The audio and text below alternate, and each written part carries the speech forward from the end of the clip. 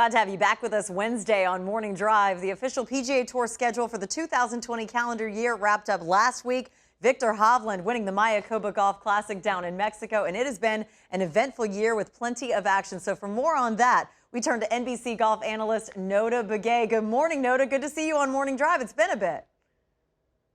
Oh, thanks. Got my coffee. I'm ready to go, Lauren. There we go. There we go. So what is the biggest lesson so far that you learned on the PGA Tour in 2020? What would it be? Well, I think that it's got to be reflective of the governing bodies, the PGA Tour, the PGA of America, and the USGA, working together to make a season, and especially a major championship season possible.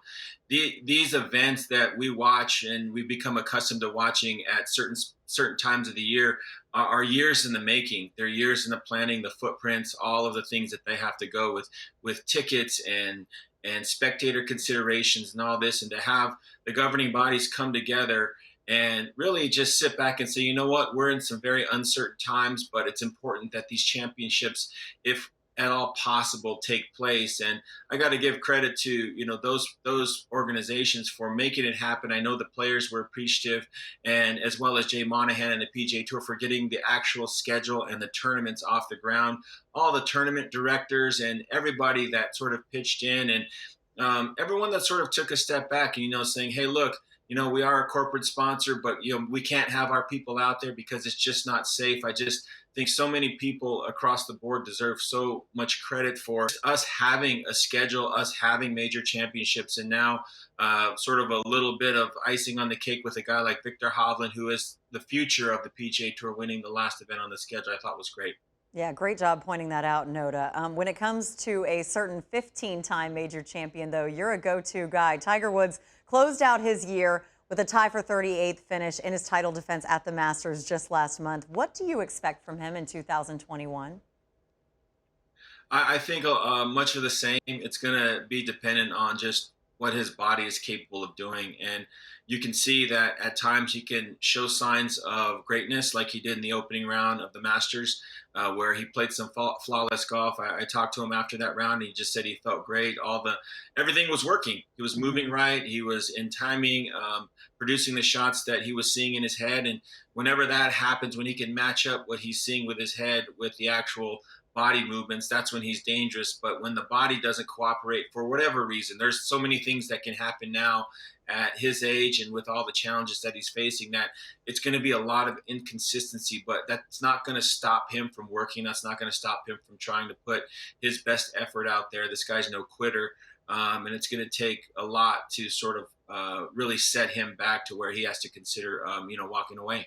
Yeah, the highs and lows with Tiger Woods are an interesting book to read, but if we know anything about the big cat, never count him out. Now, let's pivot a little bit to junior golf. You're a big supporter of the junior game. In fact, viewers can watch the Notah Begay Junior National Championship tonight, 7 p.m. Eastern Time, right here on Golf. So give us a little preview. What should people know about the event and how it all came into pass? Well, I'm so excited. I mean, it's been a year in the making, and it's just an opportunity to bring some of the top junior golfers in the country together at one event. We had 156 players at the Coshada Resort in Kinder, Louisiana, and it was just a huge opportunity to provide this platform for any junior golfer that is considering competitive golf.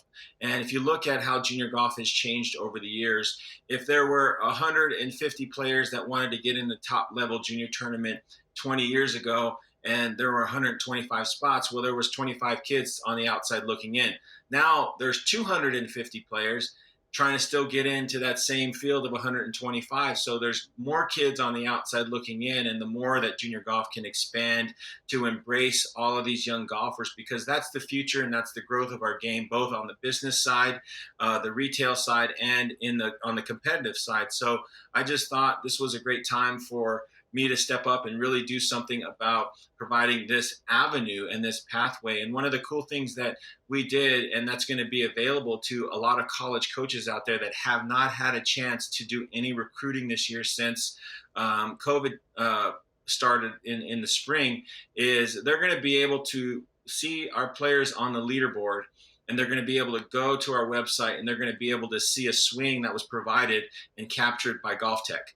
And that is a unique feature that we're trying to add this year so that coaches can do a little bit more than just see scores. They can actually go and see swings with drivers and irons from both angles, face on and down the line. And then they can also go and see their swing metrics because we captured all their swing metrics. So we're just trying to implement a lot of what we see in our broadcasts through Golf Channel and NBC Sports and give that opportunity not only to the kids, but also to coaches, parents, and friends that are interested in following their junior golfer that they're interested in sort of in supporting.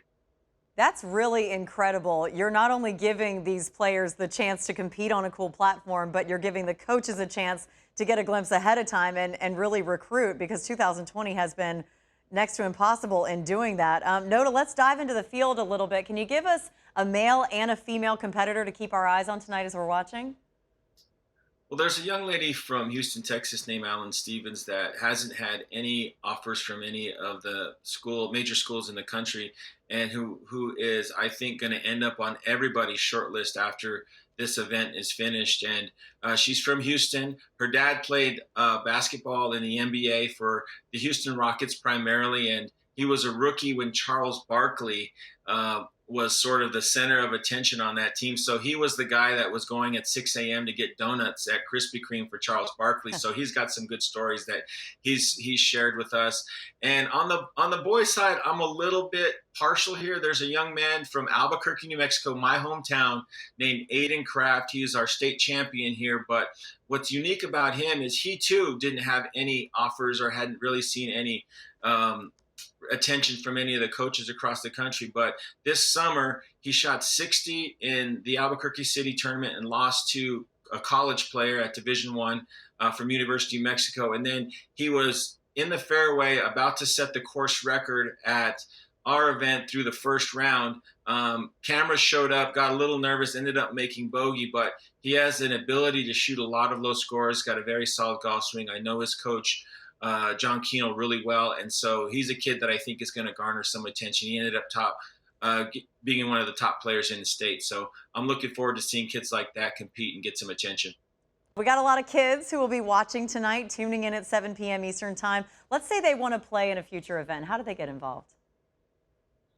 Well, it's easy. They go to our registration opens tonight. As soon as the event starts, our registration opens. And in terms of the broadcast is going to kick off at 7 p.m. Eastern on the Golf Channel. And they can go to the website. They can register. We have a schedule. There's a couple things that haven't been locked in, but we'll get it all ironed out sort of over the next few weeks. But I think the sooner that kids sign up, the better, because those fields are going to get filled up pretty quickly and close out, and we're going to move forward with a different type of qualifying process next year.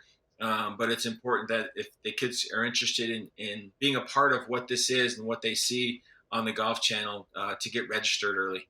All right, so be sure to check out the Notah Begay Junior National Championship tonight, right here on Golf Channel, 7 p.m. Eastern Time. NB3, thanks for joining us. Always great to chat with you. A lot of fun. Thanks. More Morning Drive right after this.